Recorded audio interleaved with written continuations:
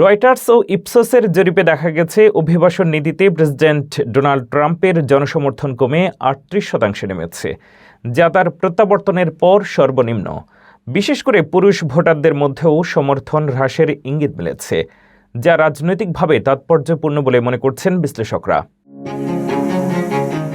Reuters ও ইপসস এর যৌথ জরিপে উঠে এসেছে যুক্তরাষ্ট্রে অভিবাসন নীতিতে প্রেসিডেন্ট ডোনাল্ড ট্রাম্পের জনসমর্থন উল্লেখযোগ্যভাবে কমে গেছে। হোয়াইট হাউসে ফেরার পর থেকে এটাই তার সর্বনিম্ন অনুমোদন হার বলে জানানো হয়েছে। 4 দিনব্যাপী পরিচালিত এই জরিপে অংশ নেওয়া উত্তরদাতাদের মধ্যে মাত্র 38% বলেছেন ট্রাম্প অভিবাসন ইস্যুতে ভালো কাজ করছেন। জানুয়ারিতে এই হার ছিল 39%, অথচ ক্ষমতায় ফেরার পর প্রথম কয়েক মাসে তার সমর্থন 50% পর্যন্ত উঠেছিল।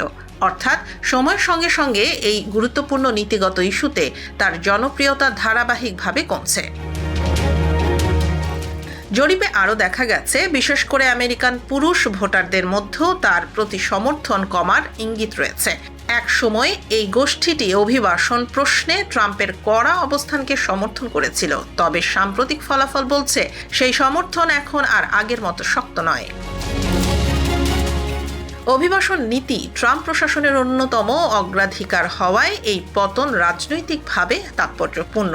বিশ্লেষকদের মতে, যদি সমর্থন কমার এই প্রবণতা অব্যাহত থাকে, তবে তা ভবিষ্যৎ নির্বাচনী রাজনীতিতে বড় প্রভাব ফেলতে পারে এবং প্রশাসনের নীতিগত সিদ্ধান্তেও পরিবর্তনের চাপ সৃষ্টি করতে পারে।